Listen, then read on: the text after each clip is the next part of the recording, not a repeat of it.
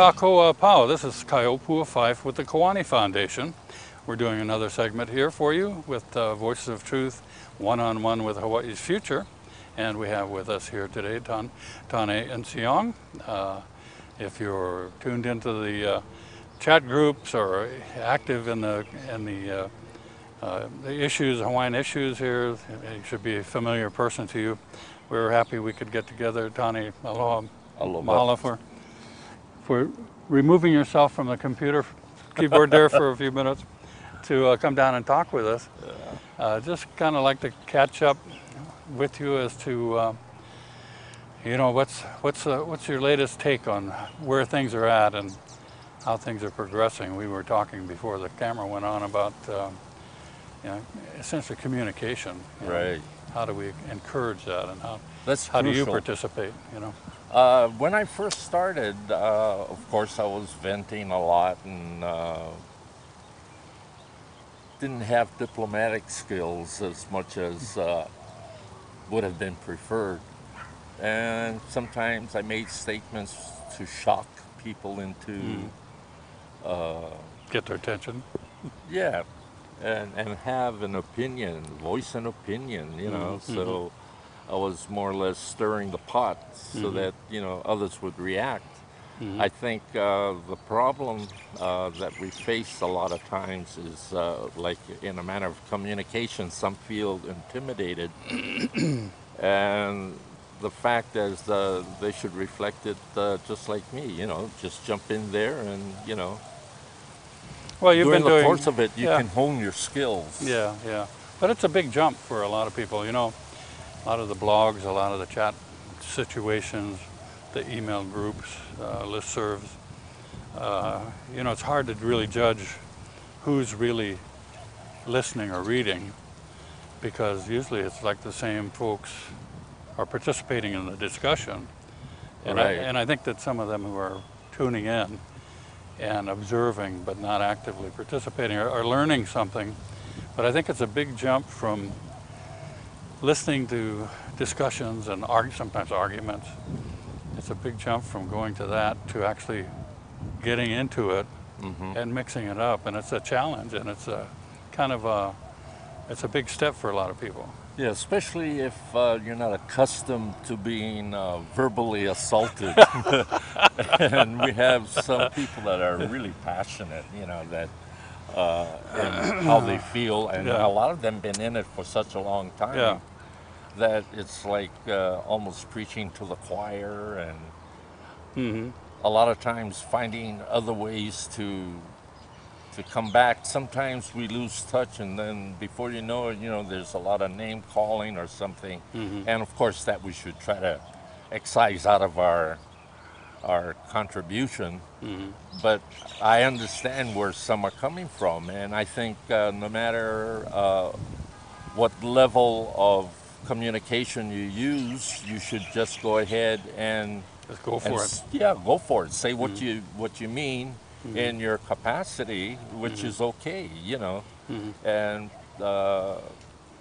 some of the old timers are very outspoken and a matter of fact, and will just come out and lay it out for you.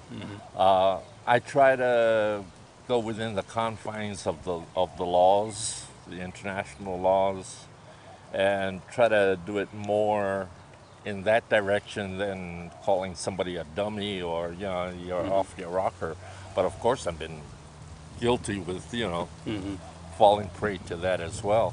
So, you know, we're human, and like communication is so important. So no matter how you communicate, that's what we want people to do.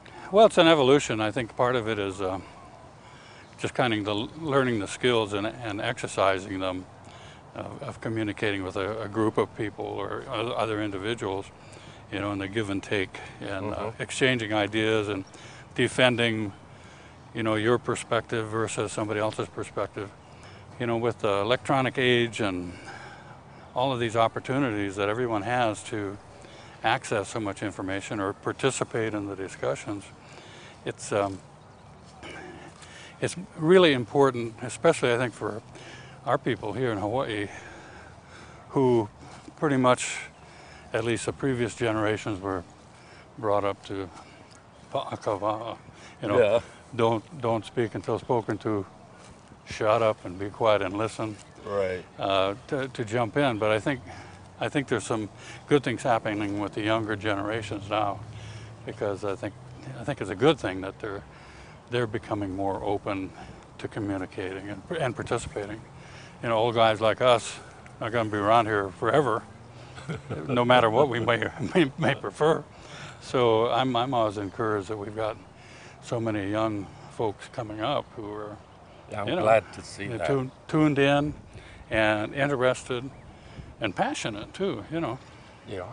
And I think a lot of it has to do with the models that they've had to emulate, you know, the old timers. Plus, I think there's a different kind of a sharing within the schools.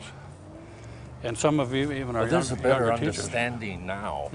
Oh, definitely. There Yeah. was before. Like a lot of times, I used to write letters to the newspapers and everything, and Right. of course, you know, that double standards and everything, character assassination. But they wouldn't print a lot of the letters that I Right. sent. Right.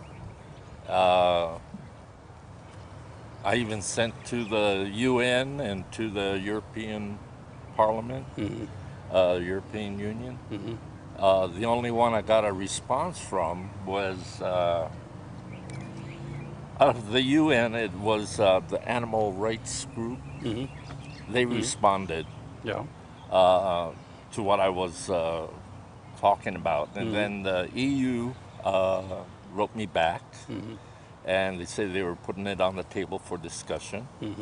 So I had a follow up there, and that dealt primarily with France using their nuclear testing, because it affects all of us, even in our waters here. Sure. Yeah. And what transpired there. And France said, yeah, they're going to stop the testing, and they believe that there should be a ban, but they're going to finish their experiment. Yeah. They got to finish their program. So. Yeah, so, you know, that's what set me off. But I was around here when Johnson Island, they did that testing. We were out Yeah. in Waikiki, Yeah. looking at the glow, you know, and being awestruck. You know, Johnson Island was, you know, miles away and everything, but yet we could see the glow. Yeah. And it was like an omen of what they're doing to our ocean that affects us. And so that's how I became a little more outspoken, besides my Portuguese blood demanded of me. Yeah. Mandatory. So- Mandatory. Yeah.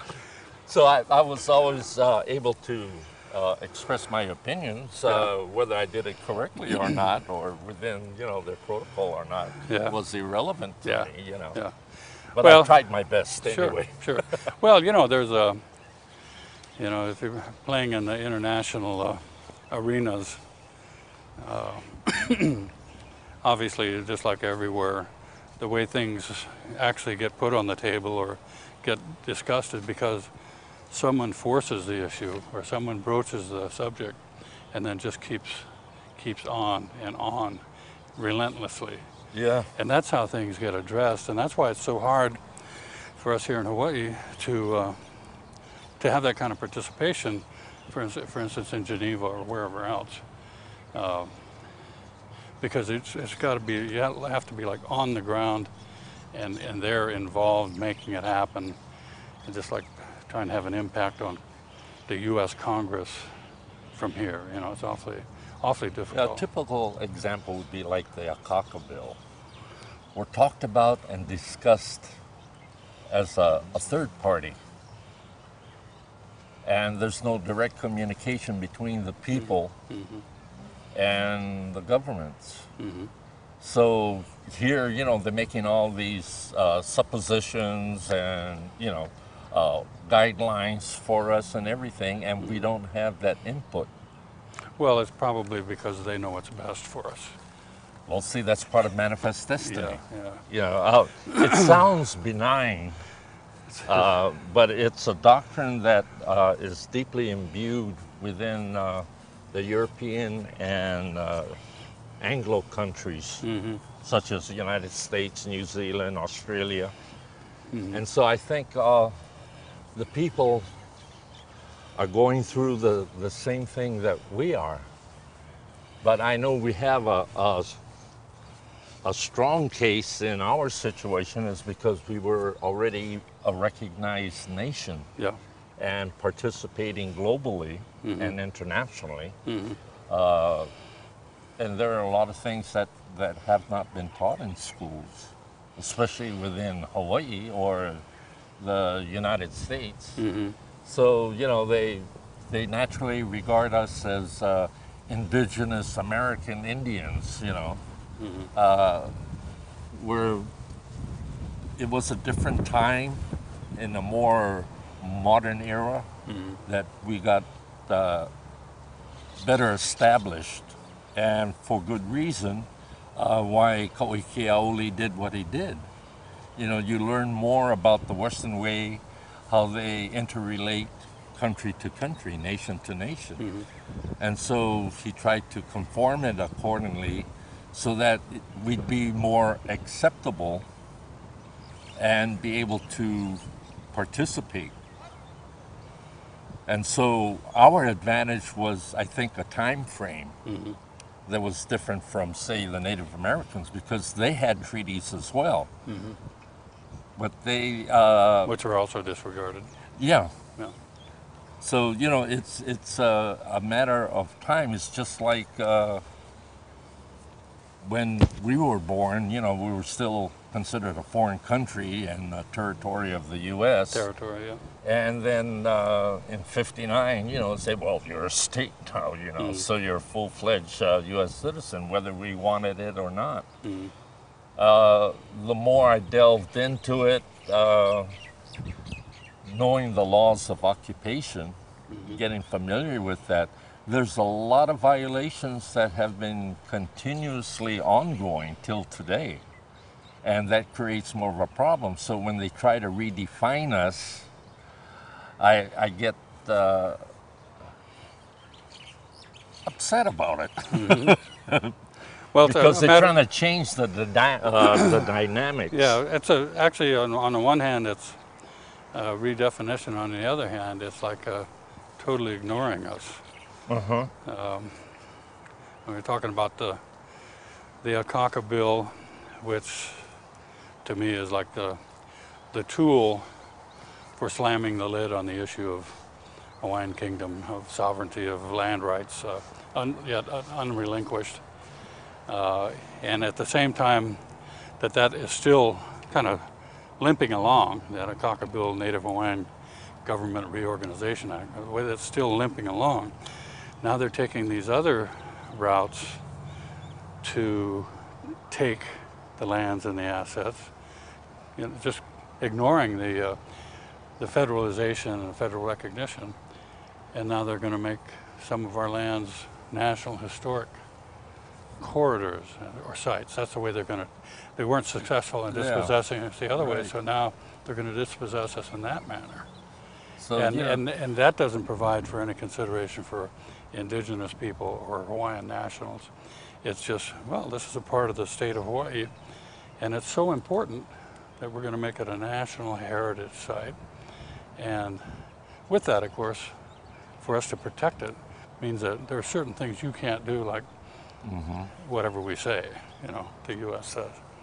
But it's, you know, there's all these different avenues that are now coming into play, because I tell you very frankly, I think we've been pretty successful as a group installing this Akaka because Bill they're thing using for whatever years. avenues they can. So now, yeah, they're figuring out how they can go around what they haven't been able to roll across, and they'll try to take it from in another manner.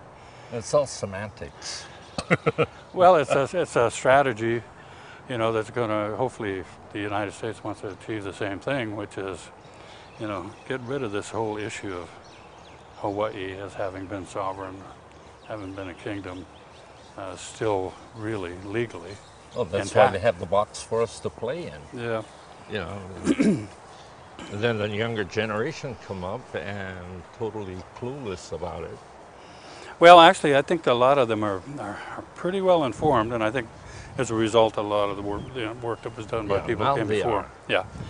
And so it's a different situation when you team it up with, you know, the high technology and the ease of communication, which gets us back to what we originally started talking about, is how to foster that and encourage that discussion. You know, that's a learning process for everybody. Yeah, that's why the internet is such a great tool for us to use, because all these years under the corporate media, you know, we've been censored and the news have been selective, and they've been doing a lot of character assassinations. And they continue to do that. So, you know, it's always a one-sided story that gets out to the public, and one image alone, so that, you know, they try to discount everything that we say. Yeah, American media. Right now, the big talk is about Dr. Keanu Tsai and the executive agreement, because, you know, his background is in political science and international directives. Yeah. So I think he's using whatever international legal methods that he can. He has the support of a lot of the international well-known lawyers that will concur with what you know, he's been attempting to do. Yeah, you're talking about, for those who may be looking in who don't know what we're talking about, maybe give a little brief description of your understanding of what has occurred recently, actually, just a week or so ago. Huh? Yeah, not too long ago, he put out a press release that he was suing the president, I guess, for failure of executing this agreement of restoration. And what that's all about is that at the time of the invasion and belligerent occupation of the U.S. in Hawaii, the Queen had made this pact with the President of the United States at that time, was Cleveland. And so he was supposed to investigate everything and then restore her and her government to the people. And so this compact didn't need a congressional 2/3 vote to ratify. This was equally as valid as any treaty. And this is where Keanu is coming from, is the fact that because of this executive agreement that still holds that weight. Between two heads of state. Two heads of state, and the consequent presidents are obligated to fulfill it. And at this time, it was, no one really understood that until recently. Some had an idea, figuring, well, you know, the protest is the protest. And so that was a contributing factor for U.S. Congress to reject the Treaty of Annexation. And so he's bringing in another facet of contention. So some Hawaiians feel that it won't work until we get our nation up and running and have a head of state. Then this executive agreement can go forward and resolve. Yeah, at that level. Yeah. But see, the U.S. and U.S. Americans, corporations especially, have done a lot to damage the thought of the people being not unified and divisive and everything. And so, like I tell a lot of people, well, you know, these groups initiated themselves to get something moving and figure that their platform will get them the kingdom back. So I think this movement has outgrown the initial movement, that we have to regard them as political parties or entities that have their platform. And people fail to realize that within United States itself, there are 22 recognized and registered political groups, all with 22 different platforms. So, you know, if you do the equation with what we're doing, it would come out as the United States is not together. They're divisive, you know. And so that's a foolhardy way to look at it in a double standard, that the Hawaiians are not, whereas the United States are, because, you know, they're nationals. Well, Hawaiian nationals also believe in the kingdom and the existence of the kingdom. Therefore, as a citizen of the Kingdom of Hawaii, they're all united. They just have different platforms on how to better govern the Kingdom of Hawaii. Yeah, I like that. So, you know, if you put it in a better perspective of what is more comprehensible, then people will see that, you know, this divisiveness does not exist as how it's painted, you know, that, oh, we can't get together. Well, we've been unified because we all believe we're still Hawaii nationals. Yeah, so that's always been my contention, is that we, at some level, really do all agree. It's just all the details and the devil of the devilish details that where there's always going to be contention, and we're always going to have to work on that. That's why I validate all the different groups. Yeah, because they've done wonders. There's some that have even tried to develop a more updated constitution, which is well and good, but it still needs the people's mandate for it to actually be more legitimate.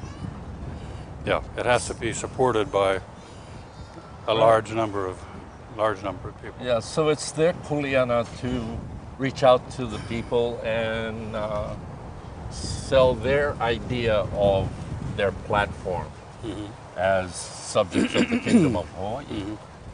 So, you know, you have all these different groups that, you know, come into play, and they've been trying to attack the problem. Now it's better that there are more heads coming together to try to make something more beneficial to the populace in general than one dictating what it should be.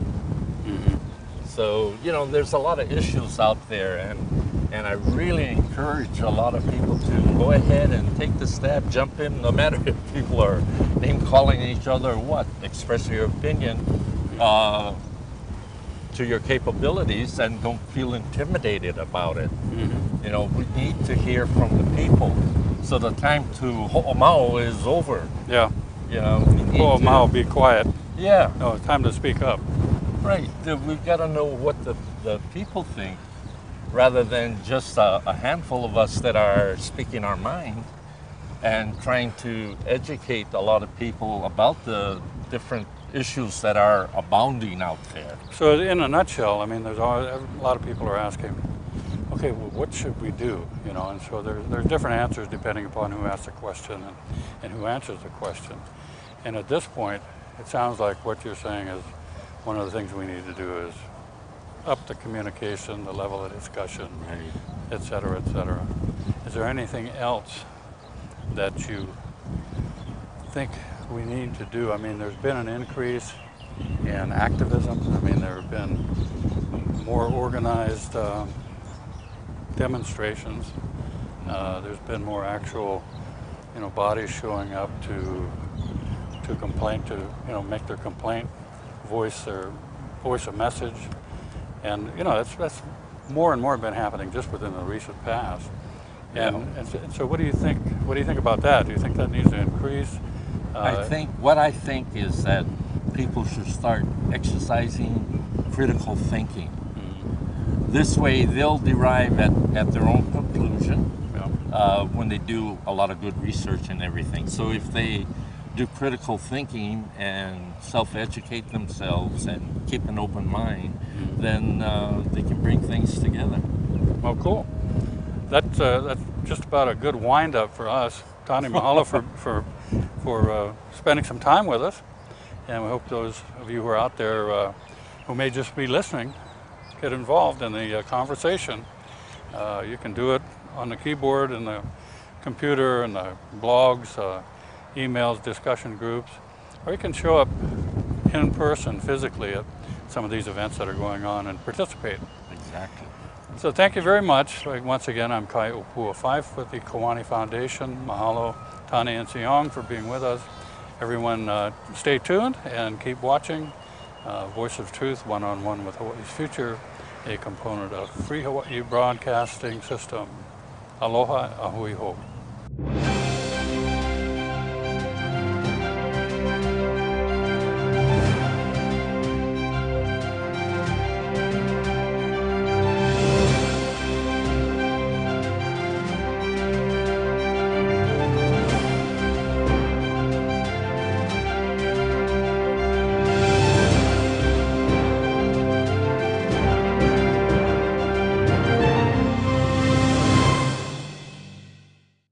Mahalo for watching Voices of Truth One-on-One with Hawaii's Future. Watch us on the web 24/7 at voicesoftruthtv.com. You'll find all our shows, including this one, in case you want to see it again or share it with family and friends. Also view our weekly video commentaries at freehawaiitv.com. And check out our blog, published daily, at freehawaii.info. It's all part of the Free Hawaii Broadcasting Network.